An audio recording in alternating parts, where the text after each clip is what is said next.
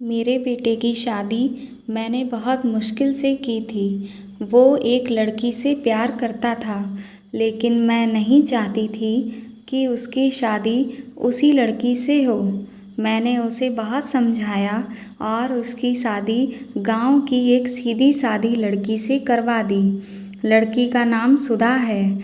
मुझे पता था कि वो लड़की मेरे बेटे और इस घर के लिए बहुत अच्छी है, इसीलिए मैंने उस लड़की से मेरे बेटे की शादी करवा दी। सुधा हमारे घर में आई। लड़की घरेलू थी, वह बड़ों का सम्मान और घर का काम करती थी। अभी शादी को 10 दिन ही हुए थे, लेकिन मुझे लगने लगा कि मैंने अपने बेटे की शादी इस लड़की से करवाकर बहुत अच्छा किया है। मेरा बेटा राजीव भी खुश ही लग रहा था, लेकिन उस रात के बाद मेरी यह सोच बदल गई। एक रात करीब 2 बजे मेरे बेटे के कमरे से चीखने की आवाज़ें आने लगीं। यह चीखें मेरी बहू की थीं। मैंने थोड़ी देर तक तो सुना, फिर वो चीखना बंद हो गया।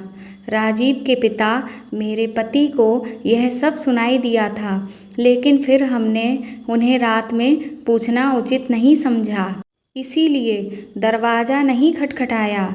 सुबह मेरी बेटी भी बोल रही थी कि मम्मी, रात को कौन चीख रहा था। मैंने उसकी बात काट दी, कहा कि कोई नहीं, शायद कोई बाहर से चीख रहा था। मेरी बहू का स्वभाव उस दिन से बिल्कुल बदल गया। वो सारा दिन चुप रहने लगी थी।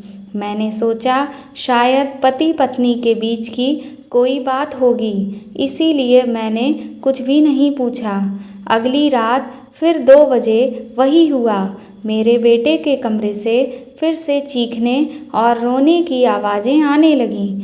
इस रात वो आवाज़ करीब 10 मिनट तक चलती रही। मेरी बेटी उठ गई और उसने हमारे कमरे का दरवाज़ा बजाया। मैंने दरवाज़ा खोला, देखा तो वो बहुत डरी हुई थी। मेरी बेटी बोली, मम्मी, यह सब क्या है? भाभी रोज़ रात को रोती और चीखती क्यों हैं? आखिर क्या होता है? कमरे के अंदर चलो, अभी दरवाज़ा खुलवाते हैं। मैं दरवाजे के पास जाने लगी तो मेरे पति ने मुझे रोक लिया। कहा कि रुको, अभी बात मत करो, कल सुबह दोनों से बात करते हैं। उस रात को मेरा सोना बहुत मुश्किल हो गया था। सुबह मेरी बहू जल्दी उठकर घर के काम में लग गई। मैं सुबह अपने बेटे के कमरे में गई। मैंने उससे पूछा, क्या बात है? रात को बहू रोती क्यों है? चीखने चिल्लाने की आवाज़ें क्यों आती हैं? उसका चेहरा पूरी तरह से उतरा हुआ था। वह बोला, कुछ नहीं। उसकी बातों से और आँखों से साफ दिखाई दे रहा था कि वो कुछ छिपा रहा है। उन्होंने भी उससे पूछा, लेकिन वो कुछ नहीं बोलकर घर से बाहर चला गया। मैंने मेरी बहू से पूछा, वो कुछ काम कर रही थी। उसको देखकर ही ऐसा लग रहा था कि जैसे रात में वह ठीक से सोई नहीं है। आंखें साफ बता रही थीं। मैंने उससे पूछा, क्या हुआ? तुम रात को रो क्यों रही थीं? वो बोली, रो रही थी? कब? नहीं, मैं तो सो रही थी और मुझे तो कोई भी आवाज़ नहीं आई। आप क्या बात कर रही हैं मम्मी जी? उस कमरे में ऐसा क्या हो रहा था, यह बात या तो मेरी बहू जानती थी या फिर इस बारे में मेरा बेटा जानता था, लेकिन दोनों ही कुछ नहीं बता रहे थे। पर दोनों के चेहरे से साफ पता चल रहा था कि कुछ तो है जो यह दोनों छिपा रहे हैं, लेकिन आखिर ऐसा क्या है? अब जब भी रात आती मुझे नींद ही नहीं आती, क्योंकि आधी रात को फिर से वही होता। बहू जोर से चीखती और रोती। मेरे मन में कई सवाल थे कि आखिर ये क्या हो रहा है उस कमरे में। फिर एक रात करीब 2 बजे मेरे घर में वो हुआ जो मैंने कभी सोचा भी नहीं था। मेरी बहू रात को कमरे से बाहर आ गई और उसके कपड़े कहीं भी जा रहे थे, जैसे कि उसे कुछ होश ही नहीं था। उसके बाल खुले थे और वो घर के चौक में आकर बैठ गई और ज़ोर ज़ोर से चीखने लगी और रोने लगी। हम सभी घर वाले बाहर आ गए। मेरा बेटा भी कमरे से डरा हुआ बाहर आया। बहू की ऐसी हालत देखकर हम सब भी बहुत डर गए थे।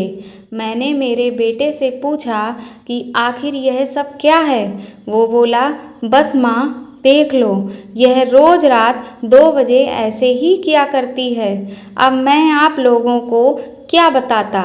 सुबह जब उससे पूछता हूँ तो उसे कुछ याद ही नहीं रहता है। बोलती है, मैंने तो कुछ नहीं किया। बहू जब थोड़ी देर के बाद शांत हुई तो मेरा बेटा उसे कमरे में ले गया और फिर सुला दिया। मैं सोच रही थी कि आखिर यह क्या है। मैंने मेरे बेटे को कहा कि तुम उसे उसके घर छोड़ आना सुबह, मैं उसकी माँ से बात करूँगी। सुबह होते ही मेरा बेटा उसे कुछ बहाना करके उसके घर पर छोड़ आया। मैंने उसकी माँ से बात की। उसकी माँ ने कहा कि यह आप क्या बोल रहे हैं, मेरी बेटी तो बिल्कुल भी ऐसा नहीं करती है। मैंने तो जो सोचकर राजीव की शादी उससे की थी वैसा हो ही नहीं सका। बहू को उसके घर पर छोड़े हुए अब करीब 20 दिन हो गए थे। इस दौरान उसके घर से फ़ोन आता रहता था, लेकिन मैं टालती रही। मेरा बेटा भी कह रहा था कि मेरे वो दिन कैसे निकले हैं ये मैं ही जानता हूँ। मैं उसे वापस नहीं ला सकता। कहीं अगर उसने मेरी जान ले ली तो क्या करोगी। मैंने उस पर फिर ज़्यादा दबाव नहीं डाला, पर मैं अपने आप को अब बहुत कोस रही थी कि मैंने अपने बेटे की शादी उस लड़की से आखिर क्यों करवा दी। अब मेरे घर में कोई नहीं चाहता था कि वो लड़की इस घर में वापस आए। इन्हीं सब बातों में 3 महीने निकल गए। फिर एक दिन अचानक ही मेरी बहू अपने सामान के साथ वापस मेरे घर आ गई। वो आते ही मुझसे कहती है, माँ जी, मैं जानती हूँ कि आप मेरे बारे में क्या सोच रही हैं, लेकिन सच क्या है यह आपको पता नहीं है। उसकी बातों से मुझे लगा कि कुछ है जो वो बताना चाहती है। मेरा बेटा घर आया और उसे देखकर बहुत गुस्सा हो गया। कहा, यह यहाँ वापस आ गई। मैं अब यहाँ इस घर में नहीं रह सकता और मैं जा रहा हूँ। मेरी बहू ने उसी समय कहा, क्यों? सच सामने आ जाएगा इसीलिए डर रहे हैं? बताइए, सबको सच क्या है? मैं उस तरह की हरकत क्यों किया करती थी? बेटा बोला कि क्या सच? सच यह है कि तुम एक पागल औरत हो और रोज रात उस तरह से आवाज़ें करती थीं। बहू बोली, माँ जी, आज अगर सबसे ज़्यादा दुखी और परेशान हैं तो वो और कोई नहीं, मैं हूँ। मैंने अपने पति की बात मानी और मैंने उन पर विश्वास किया। मैंने कहा कि तुम क्या कहना चाहती हो। फिर मेरी बहू ने जो बताया उसे सुनकर मेरे पैरों तले से ज़मीन ही खिसक गई। वो बोली कि आपके बेटे ने मुझे पहली रात से ही यह नाटक करने को कहा था, लेकिन जब मैं नहीं मानी तो वो कहते कि हम दोनों अलग बड़े शहर में जाकर रहेंगे।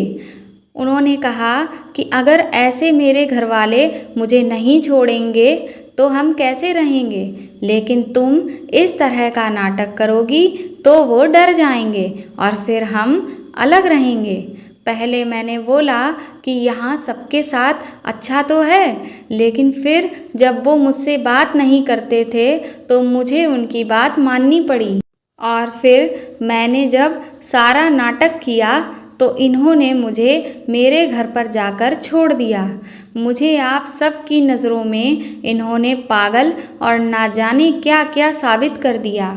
उसके बाद ये मेरा फ़ोन भी नहीं उठा रहे हैं। मैं उनका वहाँ मेरे घर पर इंतज़ार कर रही थी, लेकिन वो नहीं आए। मैं समझ गई कि इन्होंने मुझे बेवकूफ़ बनाया है, मुझसे झूठ बोला है।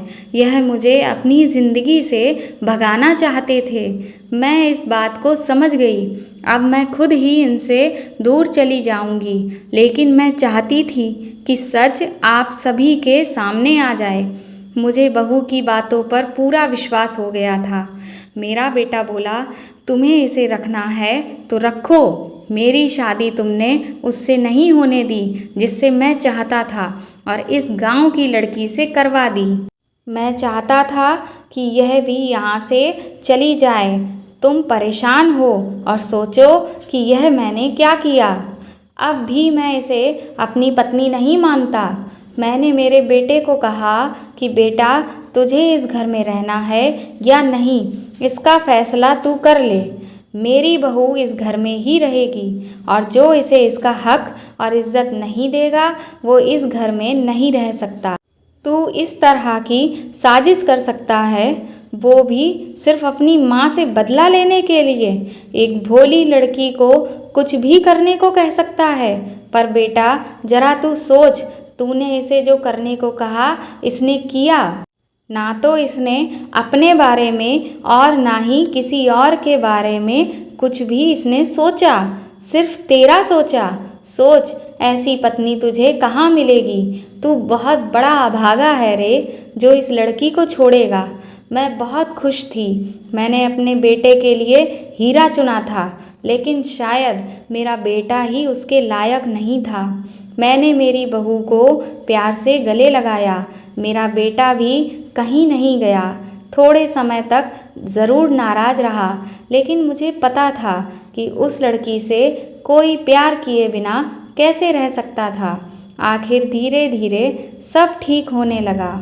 दोस्तों, आपको यह कहानी कैसी लगी हमें कमेंट करके ज़रूर बताएं, और अगर आप मेरे चैनल पर नए हैं तो इसे सब्सक्राइब करें, वीडियो को ज़्यादा से ज़्यादा शेयर करें और लाइक करें। Thank you.